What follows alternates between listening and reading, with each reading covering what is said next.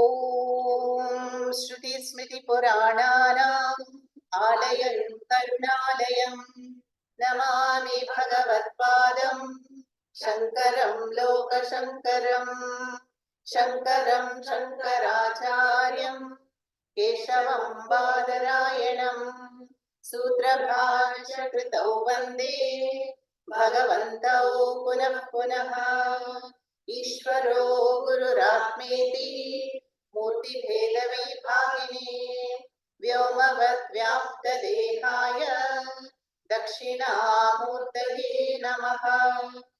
सदाशिवसमारम्भाम् शङ्कराचार्यमध्यमाम् अस्मदाचार्यपर्यन्ताम् वन्दे गुरुपरम्पराम्। ॐ सहना भवतु सहनौ भुनक्तु सह वीर्यं करवावहै तेजस्विनावनीतमस्तु मा विद्विषावहै। ॐ शान्ति शान्ति शान्तिः। सच्चिदानन्दरूपाय विश्वोत्पत्त्यादिहेतवे तापत्रयविनाशाय श्रीकृष्णाय वयं नमः।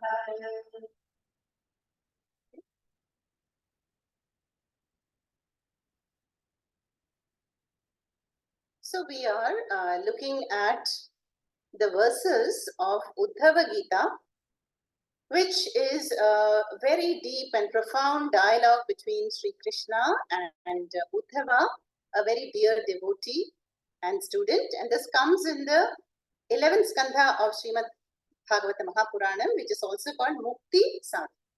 So it begins from chapter 6. So we saw in chapter 6, is all about the context. For any teaching to happen, there has to be a context and background, just like chapter 1, Arjuna Vishada Yoga. So this is like Uddhava Vishada Yoga is described in chapter 6 of the Mukti Skandana. Remember when Sri Krishna has to withdraw his divine form and Kali Yuga is going to begin, and all the elders of the Yadu clan, which has been cursed, have moved to the safe place called Prabhas Kshetram. Yeah? And Dwaraka is going to be engulfed in 7 days. Yeah? So then Sri Krishna tells Uddhava that I cannot take you to Vaikuntha. You have to stay here, but listen to the teachings which will prepare your mind to face the Kali Yuga. And what does Sri Krishna tell Uddhava? He gives him the highest wisdom, the essence of the Gita and Upanishads, and prepares him for a life of renunciation and detachment and vairagya. It says, give up your ati sneha to your family, to your possessions. Give up the notion of me and mine. Yeah. Why? Because he says this world, pancha bhautikam jagat, that we are experiencing with our mind and senses, can it be a source of anandam or peace or security? No. So we have to, understand what is the tattvam of the world. And Krishna says, that's me, not Mr. Krishna. This Devaki Sutta and also this Krishna Avatara. No, the supreme reality. Just as I can see a necklace as an article of utility, but really it is gold. A pot is really clay, its manifestation. So a jagat is also infinite Namarupa, and they're all manifestations of the supreme reality. Yeah. So you focus on me, Krishna says, you become a yukta chittaha, jnana vijnana samyuktaha. This comes in the beginning of chapter 7, the set of 12 verses that we saw. Yeah. And so Krishna says that, you develop a healthy detachment. Healthy detachment means no need to be aloof or antisocial or run away or escape, to a lonely place, but give up the notion that anything belongs to me. And I am this, I am that, I did that in life and I'm going to do this. So that notion of ahankara binds us. Everything is given, yeah, including the body. And from the body onwards, body, mind, senses, and then possessions, family, world, is, is to be given up in this way with the attitude of being a trustee. If we do not do that, what is going to happen? Kalaha is sarva bhakshakaha is going to forcibly snatch it away from us. So which is less painful? So Krishna is saying that when the end comes, for anyone, we need to be peaceful. And that can only come from Vairagyam, Param Dharam. So you see, the highest teachings are being given to Uddhava by Sri Krishna. But like any Shishya, Uddhava is not going to find it easy. He says, I am attached to my family. How can I just snap it all off, as you say? And I agree, it can be a very peaceful and calm and happy life, like this Avaduta we're going to see. But how to do that? So Krishna says that let me give you a narration. Yeah, let me narrate to you the wonderful dialogue between the great king Yadu. Yadu is the king after which the Yadava clan itself is named, just like Raghuvamsha. The solar dynasty is called Raghuvamsha, Chandra dynasty is called Yadavas. So that great king, who's such a dharmic, who learned so many things from this Avaduta. And the Avaduta is none other than Dattatreya. Dattatreya is Dattaha by the grace of the Trinity. And to Atri and Anasuya was born this divine child, and Narayana himself became Datta. So, seeing this young, strong, healthy, cheerful, fearless, and full amidst so much sorrow in the world, the king Yadu is very, very surprised. And he says, what is the secret of your Anandam? And everybody is being scorched by fear and anger and thirst for enjoyment.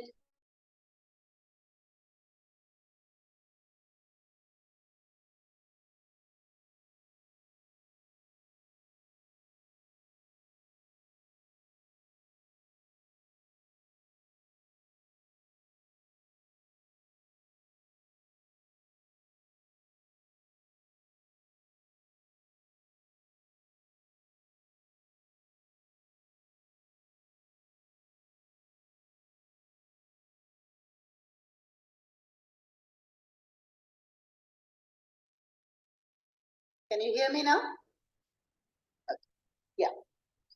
Yeah, so then he says that what is the secret of your Anandam? So this is the way a Purana will be presented.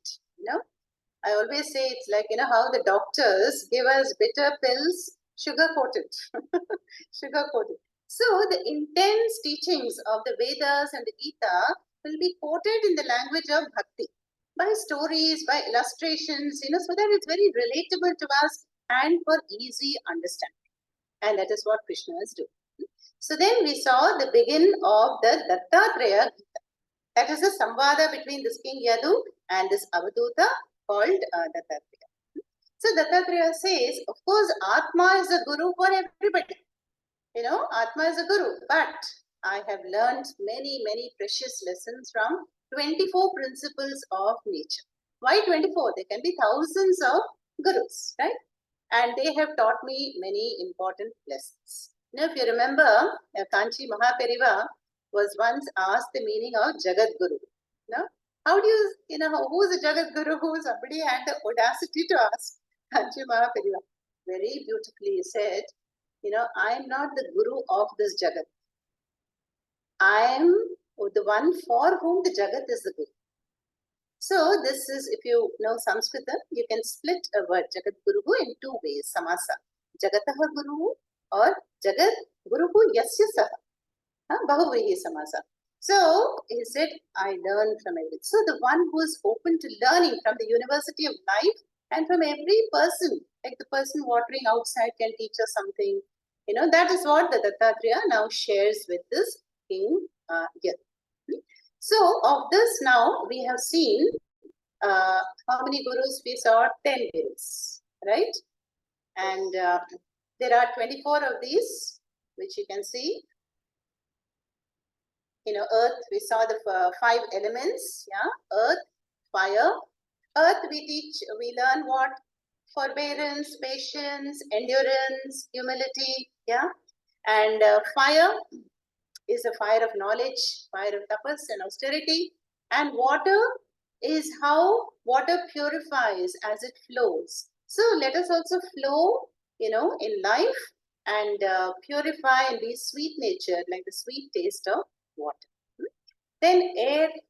Air shows a asangatvam. Even though it comes into contact with so many objects of the world, it remains unattached. And the sky shows total detachment. See, air is going to show us relative detachment, but the sky, nothing can touch it. Yeah, none of the other four elements can affect it, and it is all accommodating and all pervasive, like the Atma Tattvam. Yeah. Then the moon, we saw the moon goes through the colors, waxing and waning phase, but the moon remains the moon. And so too, Atma Tattvam remains a stable, invariable constant, whereas the Anatma body, like the moon, waxes and wanes and goes through the milestones of life and the Shatvikaras. Then we saw, what is the next guru we saw? Sun. Sun is, see, one more thing I would like to mention here, that these principles of nature, we don't just learn one or two things. Yeah, in a certain context, many lessons can be learned. Sun is a sakshi, uninvolved sakshi. Can I be like that in life? Unaffected, unperturbed by whatever happens? We are learning. We hope to be, an unattached witness to whatever happens in the world. So FIR has to decrease, frequency, intensity, recovery time. And so one hopes to become Muni-like, contemplative, deep, and profound. It is said that if we live very superficially, like, in the superficial state of the mind, impulsively, then we are caught up in the situations, no? But Dattatreya says we have to be all very profound and deep. Nobody should be able to gauge how much wisdom we have. So to build that inner strength through the Shastra study is to be a Muni. So the sun teaches us that there is only Ekaha Atma, but it is reflected in various media, just like the sun is reflected in various water bodies. No, there is only the one shining Atma. Then we saw Ajagaraha. Yeah. Ajagaraha, no, we saw Kapota. Yeah.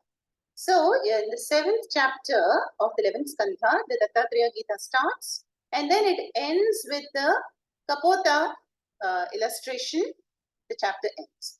So the Kapota, we know the pigeons are very gregarious, yeah, and how due to intense ati snehaha, attachment, one by one they're all trapped and in the net of the hunter. Yeah. So, we may have observed that the one who's closest to us in life, what happens? We may get separated.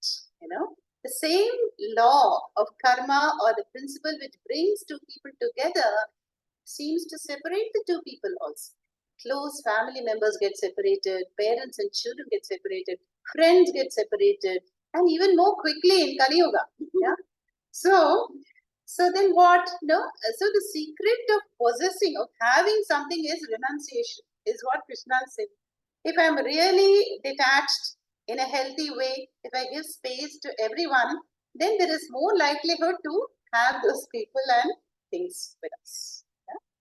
So it is all a very, very intricate and mysterious karma networking also, which is in place here. So we saw up to the Kapota. Then Ajagaraha, this Ajagaraha Guru, this starts in the 8th chapter of the 11th Skandha. Yeah?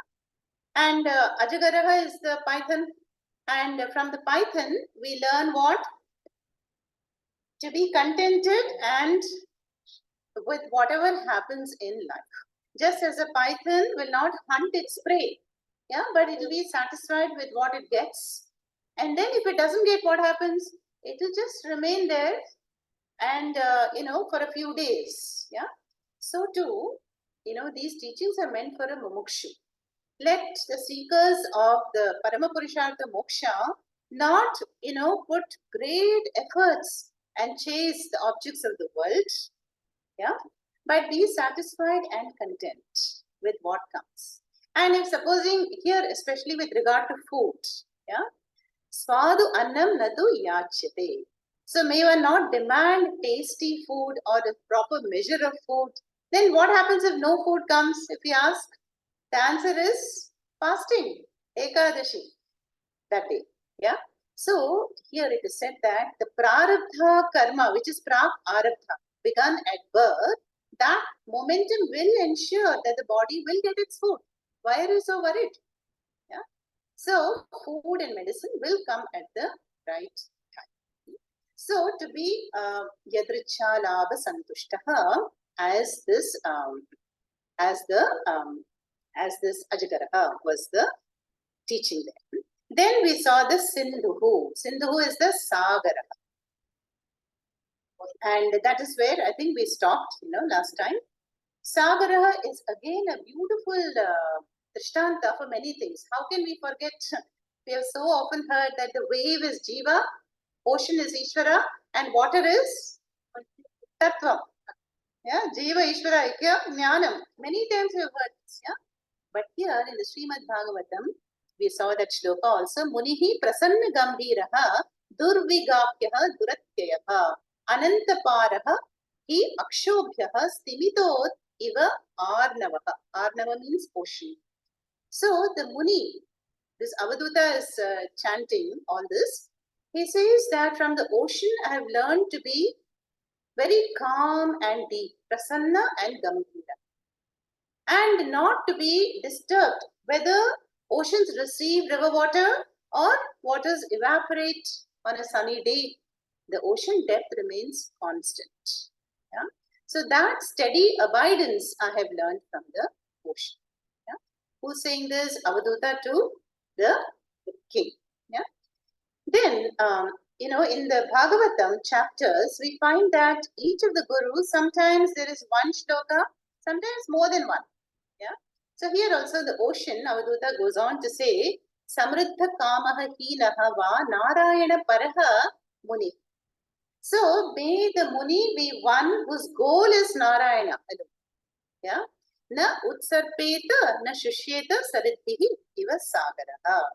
So whether desires pour in, whether I get something in life or something is taken away from me, but I remain calm and unperturbed as the ocean. Yeah? And we all are very familiar with the Gita shloka in chapter 2, verse number 70. Yeah? Apuryamana pratishtam samudramapa pravishanti yadvad tatvat kamayam pravishanti sarve sashantim apnoti na kama kami. The kama kami is the one who is desiring, whose mind is extroverted, he will not attain shanti.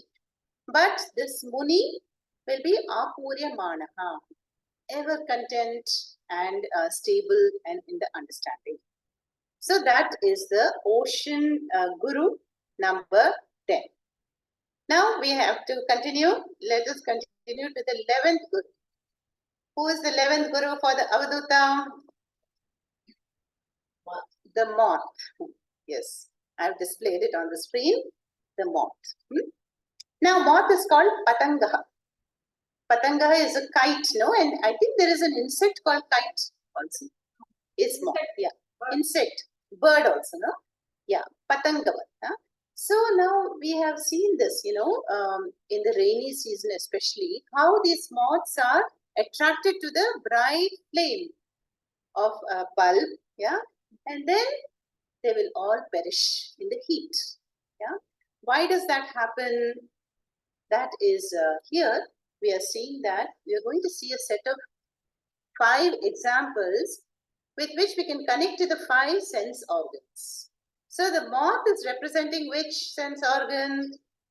Organ of sight, Chakshurindriyam. Okay. And here the Bhagavatam has this, shloka.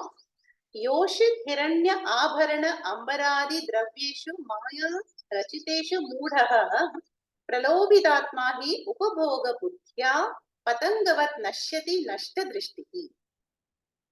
So here, this Avaduta says, just as the moth is attracted to the bright flame, Yeah? So the jiva is also attracted to the glittering world things. And a few examples are given here. Yoshit. Yoshit is attractive opposite gender. Not only female, but both ways. No? Then Hiranya, gold. You can include silver, platinum, all this, you know. Then Abharana, jewels. Yeah. Ambaradi, vastras, you know, branded clothes, expensive clothes. Then Dravyeshu. Dravyeshu is resources. Can be our fixed deposits, property, landed, all these things. All these are what Maya Rachiteshu. Maya Rachita. That is, they are fascinations, appearances of Maya in our world. And this Mudaha becomes Pralobitatma. Pralobitatma means tempted. Tempted by all these shining, glittering, worldly objects. Yeah. Then Upabhoga Buddhya. Upabhoga means to enjoy. So with a desire to enjoy all this, what happens? Patangavat Nashyati. You know, he gets ensnared by this worldly objects and becomes a Nashtabuddhi.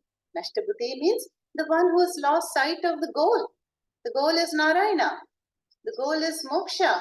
But he is caught up in this Namarupa, and with the Dvaita Buddhi, Nashyati, perishes. Yeah? So that is the story of the monk, who is the 11th Guru. Then we go to the 12th. The 12th is the honey bee. Bee is called Madhukaraha. Huh? Madhukaraha means the one which makes madhu, honey. Yeah? And how does the bee make the honey? By going to various flowers, you know, small flowers, delicate flowers, huge flowers, and it extracts the nectar in a very ingenious way. Just imagine how this bee lands on the soft petals of every flower without hurting. That is going to be mentioned in the mantra. Ahimsan, ahimsena tishtan. It arrives, you know, look at the ingenious nature of Bhagavan's creation. And it has such a subtle antenna or a tube with which it will draw the nectar only for a few seconds. But before that happens, it is attracted by what? The smell. Yeah, attracted by the smell. So this mantra has to do with the Granendriyam, the sense of smell. So then what does the bee do? It goes from flower to flower and it extracts just a few drops of nectar and then makes the honey and makes a beautiful comb out of it. Yeah. So what does Avadutta learn from here? By this observation. So see, you have to see everything from the eyes of the Avadutta. Avadutta is a Muni, he is a sannyasi, he is a Maharishi, he is a Mahatma, or Parivrajika, we say. Parivrajika is a roaming sadhu. So he says that one must not tax the people. You know, whatever one gets from the devotees, you know, one has to accept. You know, I want 3 kilos of rice, I want kheer today, payasam today, no. Or even donations. You know, some people, so especially grahasthas are the only ones who are going to give diksha and donation. So may one not, you know, exploit anybody. And whatever we receive happily, unconditionally, let us accept it. Just like the bees will only take a little bit of nectar from each flower and build its home.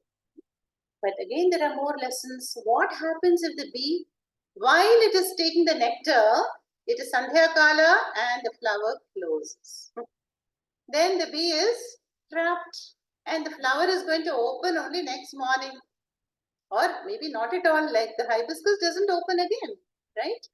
So then it is trapped. So here, you know, the Bhagavatam says, there is a shloka, Stokam stokam graset grasam dehaha varteta yavata grahan ahimsan atishte vrittim madhukarim muni.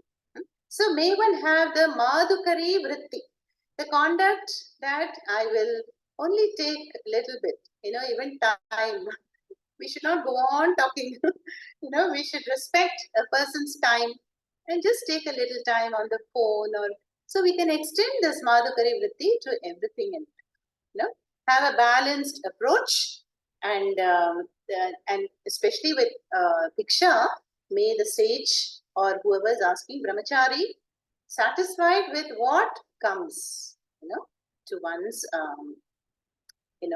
place. Okay. Then another lesson that can be learned here, which the Bhagavatam says, is that the bee will extract the nectar from small, tender flowers and also from bigger flowers. No, like that, a mumukshu or a student should also extract the essence from shastras. Whether it is Ekashloki, one verse by Shankaracharya, or Dakshinamurti, 8 shlokas, or Mahabharatam, 100,000, or Srimad Bhagavatam, 18,000 verses. Let us take the essence and live by it. Essence is the same. Okay? So there is this mantra here, Anubhyascha Mahathyascha Shastribhyah Kushalaha Naraha Sarvata Saram Adyatya Pushpebhyah Iva Shatpadaha. Yeah, Shatpadis. Shatpadis are the 6 foot, one which has 6 feet is a Shatpadi or a bee. Yeah. So even we are bees. How? Because we have 5 organs of knowledge, and the 6th is the mind, Antakarana. So those who have 6 karanas are also like the bees. So let us, have the satsanga and go to the flowers which are fragrant. Let us approach the wise and extract the wisdom and receive it. So this is what the Avadhuta tells the king here. And the next guru. So you see the first one, the moth was connected to the Chakshurindriyam, and the bee, Madhukaraha, is to the Granendriyam. Now we have the next Gajaha. So which Indriyam would be the elephant? Sparsha or Twak Indriyam. Now this elephant, is a very intelligent being, no doubt, very intelligent. How he can pick a needle, needle as well as a huge log of wood, right? So it is so intelligent, but it makes one mistake. And that is the attachment to the Tvak Indriyam, to the sense of touch in the mating season. So here Bhagavatam says, Na adhigachet striyam pragyaha karhichit mrityumatmanaha baladhikaihi saha hanyeta gajaihi anyehi gajaha yatha. So what the hunters do in the forest, to trap a male tusker, that they will put up a facade of a female elephant, a toy, or which looks very real. So then this elephant wants to come and meet the female elephant. And then it walks into the trap led by the hunter. And then, or this mantra actually says that let us imagine the female elephant is real, but then all the others, the whole herd comes and attacks this male elephant. So what is the cause of his destruction? Tvak Indriyam, the desire for be together. That is the caution given here. So Gajaha, this is what he learned. Then we have the beautiful Harinaha. The one with beautiful eyes is the deer. Now the deer, luckily, it is very swift moving. It can escape, dangerous situations, but it is tempted by music. Yeah, by music. And again, where so many lessons are there. Remember the musk deer example we often hear in Vedanta? That how, there is a musk deer and fragrance is coming from its own navel. Beautiful fragrance. And then it is wondering where it is coming from, and it is running here and there. And after running for, kilometers, it just falls out of sheer tiredness. Yeah. So the smell is coming from its own body, but it is imagining it is coming from elsewhere. So that lesson, which is not in the Bhagavatam, is that so too the worldly minded person is seeking happiness, peace in the world, not knowing that one is really the embodiment of Anandam once. But here, what is the shloka here? Gramya Geetam na shrunuyat. May one not listen to Gramya Geetam. Gramya does not mean village, but it means sense organs. So that Geetam which excites the senses, na shrunuyat, may one not listen to it. Examples of that is what, we are hearing today, the younger generation, rock, pop, rap, all this is what? Rajasic. Yeah? Rajasic music, na shriyat. Yatihi vanacharaha kvachit. May the yati, that is the one who is a mukshu, student of Vedanta, may one not listen to such Rajasic music. Then what did this Avaduta learn from Harina? Shikshita Harinat Badhat Mrgayoho Geetam Gita Mohita. So the deer listens to this beautiful music played by the hunters who are watching and hiding nearby. And then it also, walks into the trap and perishes, the deer. So this is, and not listening to beautiful music is also to mean, may one be careful with what one hears, no? It can be arguments, conflicts, discussions, gossip, and breaking news, all the sensational things that are happening in life. We have so many groups, and the mind will easily get sucked into all that. May one not do that, because you will lose the sattvic nature of the mind. And once it becomes rajas, then there is no hope for focus and clarity. So you can extend it to in this way also. So that was the Shrotrendriyam. Then we have the fish. This is the most important Indriyam. What does the fish stand for? Rasa Indriyam. Yeah? Taste. Swami Shivananda, what he has said, we all dig our graves through our mouth. That is, the taste or the Rasa Indriyam is the most difficult of all the five senses. We can give up everything else. The ear can be mastered, eyes can be mastered. I don't watch TV, I don't read the newspaper, I don't browse on social media. All this will be possible. Screen time is reduced. But taste, even if I've given up some, my favorite mango or rasamalai, after 1 year, after 2 years, is the taste not lingering in the mind? Yes. Yes, it will. No? And the Gita says that even that lingering taste that is in the mind can forcibly prasabham haranti manaha, can forcibly hold the mind hostage, even after years of restraint and fasting and giving up. So then what is the solution? To become a Narayana Paraha. The rasa for something can be given up safely only when we delight in something higher, that is beyond sensory pleasure. So let us see what is the fish, up to. And we know that this, unsuspecting fish, it is moving in the water and it looks at the bait, and then it thinks it is food. Yeah, it is food, and then it gets caught. Once it seems Swamiji, Puja Swamiji asked some fisherman in US, why do you do this sport? What does it give you? Why do you want to kill these poor creatures? Then they say, no, we are not going to kill them. We just pull them out and put them back in. It is a sport for them. Imagine. This is how people are deriving ananda. So here Bhagavatam says, Jivhayati pramadhinya janaha rasa vimohitaha. So one is rasa vimohitaha, means ensnared by the sense of taste. See, the taste is only up to here, right? After the 6 tastes mix with the saliva and go down, all the same. Yeah, become one. And just for this few inches, that experience of taste, the first sip of coffee, the first bite of the gulab jamun is when the mind will be pleased and actually returns to the Atmata. Yeah, and it's not the same again. Yeah?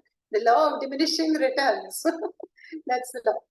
So here the fish, meets with its end, because of the tongue, and so too the jiva is, tempted by the taste.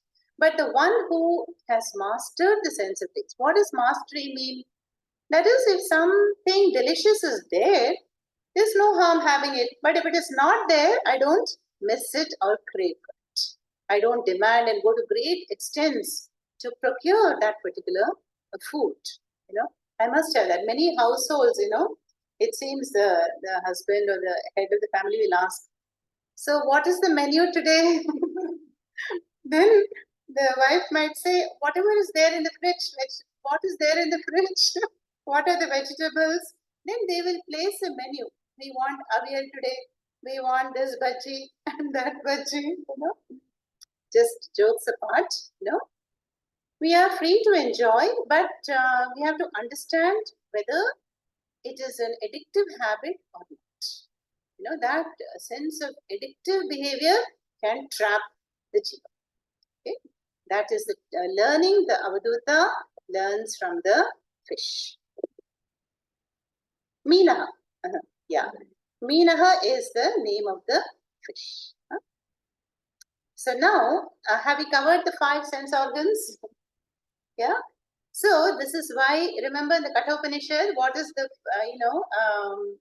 the first mantra of the second adhyaya, Paranchikani Vedavinat Swayam Bhuku. See, in the Bhagavatam, one creature is destroyed by one sense avenue. But the jiva is destroyed by all 5. There is a likelihood. And then Kathopanishad says, it is as though Bhagavan has intentionally wanting to destroy the jivas. Why did he give such sense organs which are pulled outside? But then what does the Kathopanishad say? Kaschit dhiraha amritatvam icchan, paran pashyati. Turning inwards, one rare mumukshu dhira purushaha, desiring to be free from the clutches of Maya, will turn inwards because of the Samskrita buddhi. So these 5 that we saw, now the set of 5 are connected to the sense organs. Yeah. Now let us see the 16th Guru. The 16th Guru is called Madhu Ha. Ha means Hanti. Yeah. So that is the honey collector. Now we find, okay, there is a wonderful, honeycomb in the tree. Yeah, but then what is going to happen in course of time? Somebody, the honey collector, will come and will light a fire. And some bees, just fall into the fire. Some will try to escape it, and he takes all the honey. Yeah, very, very sad.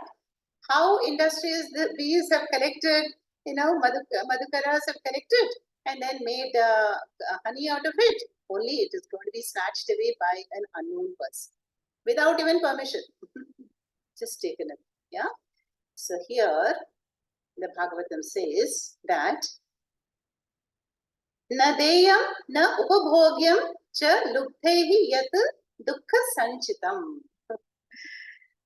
Nadeyam. So this person, what is the teaching here is, this person is dukkha sanchitam. That is very hard, worked so hard.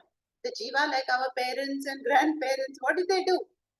They worked so hard, collected property, built a own house and fixed deposits and shares maybe also not for themselves, but for their children and their children.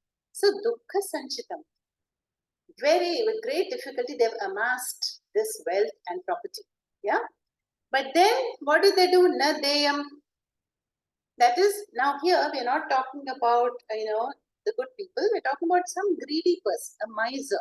A miser has not donated all the wealth for any good purpose. Na deyam. And na upabhogyam. Neither has the miser enjoyed it himself. He's just busy earning. Yeah, and then how to reinvest the money, and then where will I get the maximum returns and profit, and then he has collected all this money. Then who is going to enjoy it? Others. Anye. Tadapi cha anyaha madhuha iva adhavit madhu. Just like the stranger came and took away all the honey which was so collected with such difficulty by the bees, somebody else is going to enjoy the wealth amassed by the miser. What is the teaching here? No hoarding, no accumulation, And kal ke liye, kal ke liye, kal ke liye, living in the present. It does not mean that we don't have savings, We can't all just be like this Avaduta who doesn't need anything, who has no profession, no family. No. Wisely, we have to save, we have to spend also. We have to enjoy what we've earned, and also we have to donate. Who else is going to donate other than the Grahasthas? They are the only earning members. So as long as we are earning, let us not forget to be donors and contributors also. In the Christian tradition, 10% is just taken away by the church. But in the Hindu tradition, it is voluntary. And we don't lose the money. We get an invisible money called punyam. Punyam. Invisible currency is punyam. No? And as Puja Swamiji's joke is, if you donate to Aim for Seva in our organization, you can take punyam when you leave this world. So you will not go empty-handed. Only punyam papa follows us after this life. Yeah. So the message here is not to accumulate more than what we really need. So simple living is the idea here. And we see this happening in our own lives. Very rich people like Bill Gates or even Birlas. So there will be some people just eyeing their property and wealth. Yeah. And then it will be divided in all these weddings and this, that. But then finally, they're always looking on how to inherit or grab this wealth. So somebody else is going to enjoy the wealth that you have taken. So the wise, balanced approach is the idea. Okay. 16th is the honey collector. Then we come to a very, very interesting guru, and that is Pingala. Now, there was a person, Pingalaha. Pingalaha is a great mathematician, and supposed to be the younger brother of Panini. Panini, remember, who has written the Ashtadhyayi, Vyakarana Shastra. And this Pingala, suppose, is called the father of binary numerals. Yeah.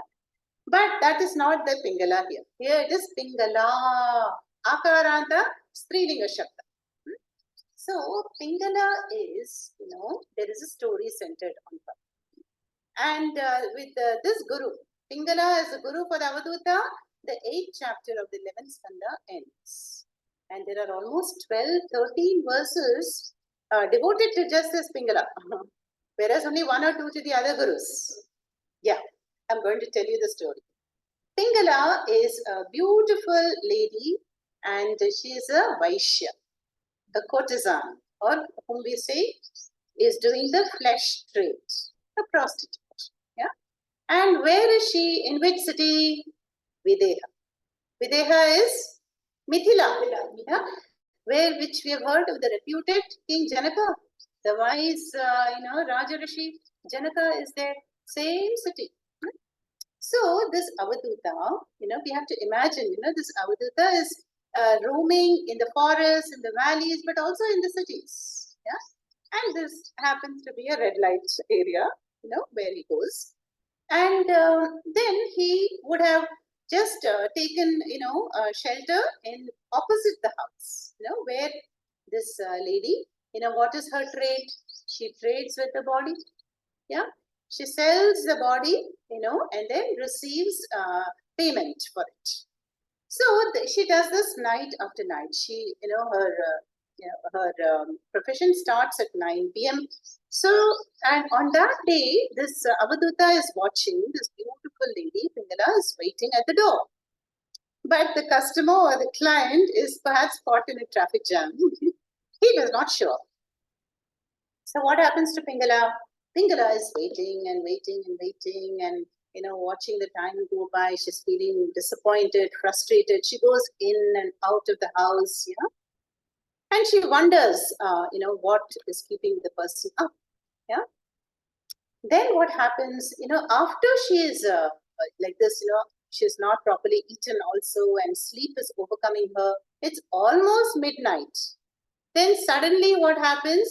A transformation comes over her. Yeah. And so that intense moment of disappointment and frustration brings about a big change in her. Change in her thinking, in her attitude. No? So what does she think? She says, look at me, how miserable I am. I am a slave of this hope that I'm having. I'm having the hope that if I sell this experience of bodily pleasure, then I will get money for it. So she begins to contemplate, how I'm a slave and addicted to that. Day after day, I'm doing this miserable thing. And that too, I'm doing this in Videha, this great kingdom. I must be the only foolish woman in the entire city. So like that she's thinking. Then she says that, look, the Shripati, the Lord of Mahalakshmi, who symbolizes wealth, that Shripati is right here in my heart. And who is the ever protector, is a constant companion. But I have ignored the Lord within. And I'm looking outside, and with the hope, I'm conducting this business and carrying on with the life. What a shame it is. And then she also thinks that, oh, but it must be some punyam I must have done in the past that I'm thinking like this now. She thinks like that, no? And some Kathakara says, can be also due to the power of satsanga. See, the Avaduta has come to her area, and they very nicely say that the wind that was blowing around the Avaduta comes and touches her cheek, and there is a change in thing. So this shows that a change can come to any one of us at any moment in time. Any intense situation, there can be a quantum jump. So this is the Pingala, and from whom this Avaduta learns. But the Bhagavatam, what does the Bhagavatam says? Pingala Nama Vaishya Asi. There was a Vaishya called Pingala, where Videha Nagare Pura, once upon a time in Videha Nagari. Tasyaha me shikshitam. From her I learnt. Kinchit Nibodha Nripanandana. Oh Nripanandana, addressing Yadu, I learnt this. And whatever Pingala, says, whatever Pingala of her reflections, there is a Pingala Uvacha. And it is called Pingala Gita actually. The words of wisdom that come from her after this transformation, within one night, when she has waited and gone through this roller coaster emotions, and she changes. So there is a Pingala Gita within the Dattatreya Gita, within the Uddhava Gita. And then this goes on. And then what is the lesson that this Avaduta must have learned from this Pingala? To give up desire and hope. Yeah? When our mind nurtures a desire, this person is going to come, may this happen to me, may this not happen to me, then we have lost our freedom. Yeah?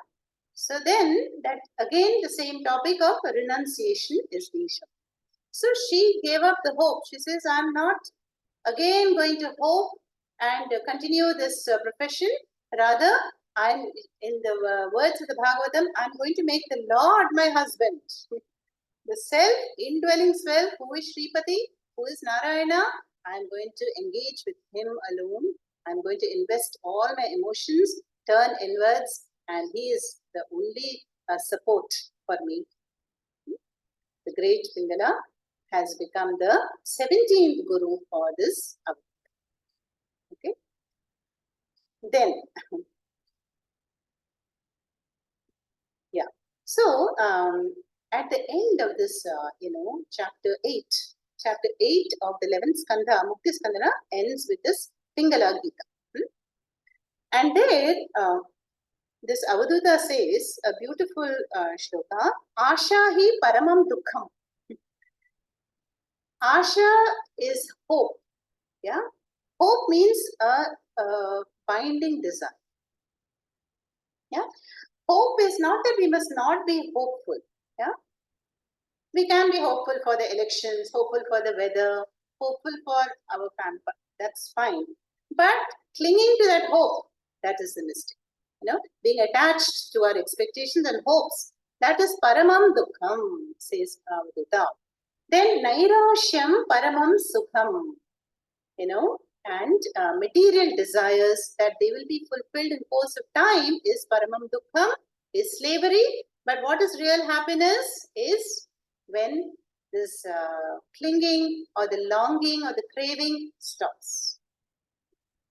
Then there is nairashyam. Yatha sanchitya kantasham sukham sushvapa pingala. Just like, how this pingala, she gave up in a more intense moment. She was able to renounce the desires, and then she ate something and she slept peacefully for the first time in her life. And that is how the chapter 8 of the Skanda ends. Okay. Now we have 7 more gurus to cover, and so after the Pingala story, there is a bird. The bird is called something. It is called a raven or a crow. Yeah, a crow. I forget the Sanskrit word. Huh? Kuraraha. Kuraraha. Correct. Thank you. Yeah. Kuraraha means it is a pakshi. Yeah, you can see, next to the Pingala. Now, this Puraraha is a bird like some people say it's a hawk or a crow. Let's take our local crow. So, once upon a time, what happened? This crow got a piece of flesh. And as you know, it takes it in the beak and wants to run away. But then all the other crows, a bunch of crows come and chase it. And there's a big cacophony. And they're not leaving it alone. And the crow is getting very perturbed. And then finally, what does it do? It drops. It drops the meat. And then the whole herd of crows that was chasing for some time stops when they notice that the meat is down below, and they stop chasing. Yeah. So again, what is the lesson of the Avadhuta here?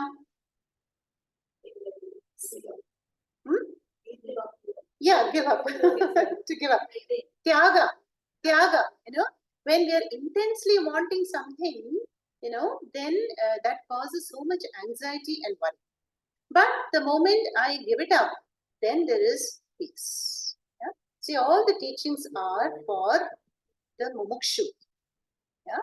For the mumukshu who is valuing that ultimate free. Okay?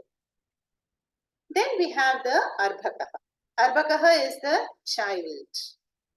Now, often we say, the jnani is very childlike because the child's ego has not yet formed, and the child is innocent, and the child does not display any raga dvesha based behavior, is not manipulating. So too, the jnani is very spontaneous and like a child. We could see this in Pujya Swamiji also. Like a child, Swamiji would laugh, and take immense delight in whatever, joyful events would happen. Then would become sad also with the sad devotees, but not cling to either of them. Like water, it would constantly flow. Empathy was there, but then that anandam was never lost sight of. No? Like the child also, it will get hurt, but it will get up and run away. And it will fight with its friends, but then they make up. In fact, the parents don't make up sometimes. Parents and the children fighting, but the children are together, So this shows that a well-formed ego, how strong the raga dveshas are,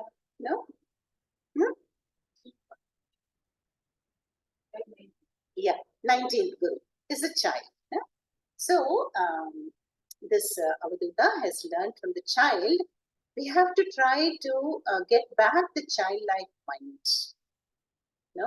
And into whatever age it is now. Even older people, they also become childlike.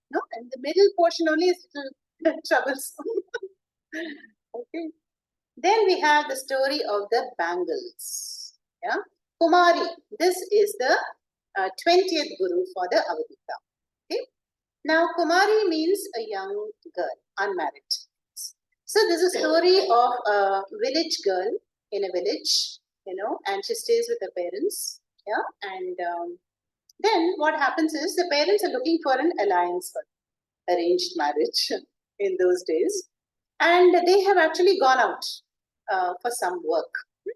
In between, what happens? Another family comes to visit to, see how to see the girl. No?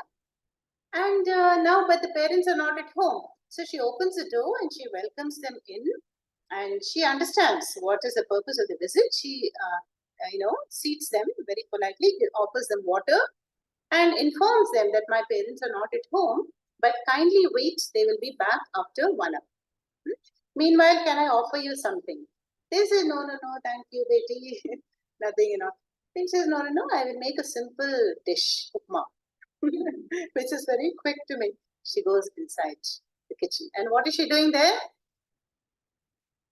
Pounding the paddy, with the mortar and pestle, And she has worn bangles, maybe 6 each on her hands, like Padma. And like Uma is not here, but she must be wearing a lot of bangles today. So then what happens? Chan, chan, and the bangles are making a sound. Yeah. Then Avadhuta, how is he looking at all this? This is, we have to imagine a lot of things in the Puranas. He's obviously outside the house, and then he imagines it must be like this, Then what does she do? She removes 2 bangles from each hand, and then there are 4 each. Again the sound is coming, then 2 more, there are 2 bangles each. Again the sound is coming. Why does she remove the bangles? Because she feels that the sound of the bangles is embarrassing for her, because the guests would hear, this is the kind of work she's doing, this is her background. So they could become a little judgmental, So she doesn't want any decisions to take place in these prospective in-laws. So she removes the 1 more bangle from the hands, and then only 1 is left. Now she continues to do the pounding, no sound. No sound, and then she brings the upma, and everybody is happy. Her parents also come back, and Avadhuta also mentally blesses her, and Avadhuta blesses all the gurus that he passes by, and especially Pingala. He says, wow, what a wonderful transformation, and I have learned this from you, renunciation, may you be blessed. And he continues, and then now this Kumari. So what is the lesson here? The lesson here is to be with oneself, alone, not lonely, but alone. So whether you are in a marriage crowd, or you are in a metro, or you are in a cave, you are with yourself. That means you are with the Atma, contented Atma, not antisocial or indifferent, but you are content to be with yourself. See, today we are seeing this, people are scared of being with themselves even for a few minutes. They reach out for the mobile phone, they call up somebody, or browsing, or check the notifications. Why do we do that? We are addicted to the gadgets because we have lost the art of leisure, the inner leisure, the space to be with oneself. We have to cultivate it. And the best way to do that is by meditation. Meditation, to take the time to meditate. Again, the mind will bring lot of excuses. I have to do this, I have to do that, and pull us out. But say, no, I'm going to meet the most important person, and that is me. Appointment with the VVVVVIP, we have to do as in the case of meditation. No? So this is the Vivikta Desha Sevikam we heard in the chapter 13 also. That is loving solitude. I tell you once, if your mind is ever disturbed, I have tried it, then you just sit and open the Gita or open any book, spiritual book, not a novel only. And you let your mind go deep into the meaning. And then you find that that grief is gone, that anxiety is gone, because you have invested in the depth of that message. It's a wonderful exercise. But instead, we look for temporary solutions. We go here and there, and we get even more disturbed in the process. So this young Kumari teaches the Avadhuta the joy of being with oneself, and that is the solitude. Yeah?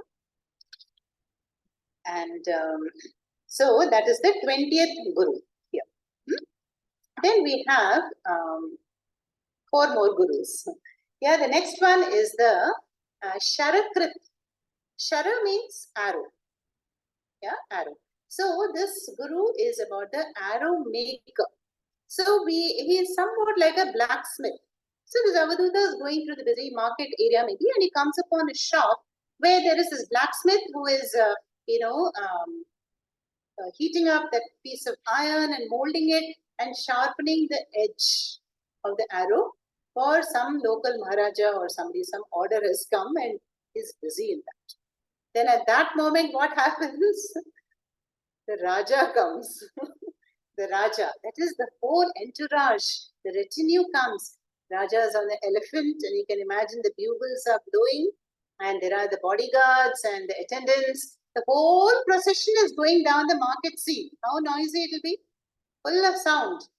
But this blacksmith is busy sharpening the arrow. And the Avaduta from the opposite side, he is watching both, everything. And he's watching how concentrated the Sharakrit is, the arrow maker. Then after the Raja and all the attendants all move away, then he comes to the blacksmith and says, "What are you doing? Oh, what a beautiful arrow you have made." "Yes, isn't it?" says the arrow maker. "Oh, did you notice anything? The king procession went by." "Oh, really? Oh, I missed it. Where was I? What was I doing?" "You were fully concentrated. You had that ekagrata manas, my dear. And may you be blessed always with that sense of focus and concentration in the. So what did Avaduta learn from here? Concentration, yeah, to focus and just again this we are losing these days because of all the reels and so many things we are watching. Attention span has gone down, and jumping, multitasking has reduced the focus. So all these lessons of nature we see that can give us that deep sense of meditation and a sense of focus and calmness and all good things for us we learn from this nature. Yeah? Then there are 3 more gurus, and the serpent, the snake, Purnanabhihi, spider, and Bringi, the wasp. Yeah, shall we do it on Friday and complete? So we will complete it. Only 3 more are there, and very simple rules are there. So you see, this is the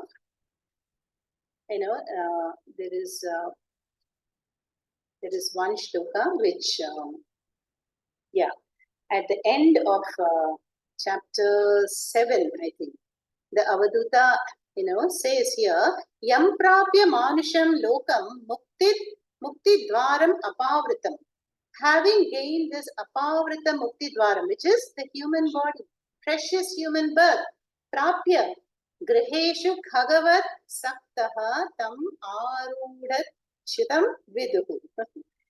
So, which means that having gained this moksha dwaram, which is capable of giving the highest purushartha, but khagavat, like the pigeon, what is the jiva doing? Saktaha is attached. And then the Avaduta says, it is as though one person has climbed to the highest location and is jumping to his own death, committing suicide.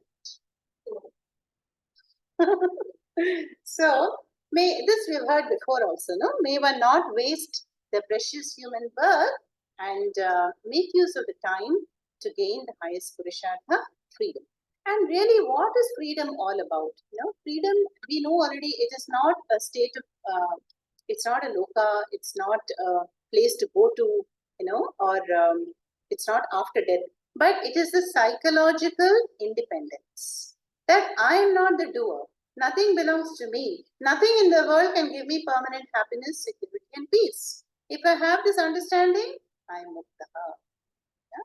So this is the goal that we have to work towards. Om Tat Sat.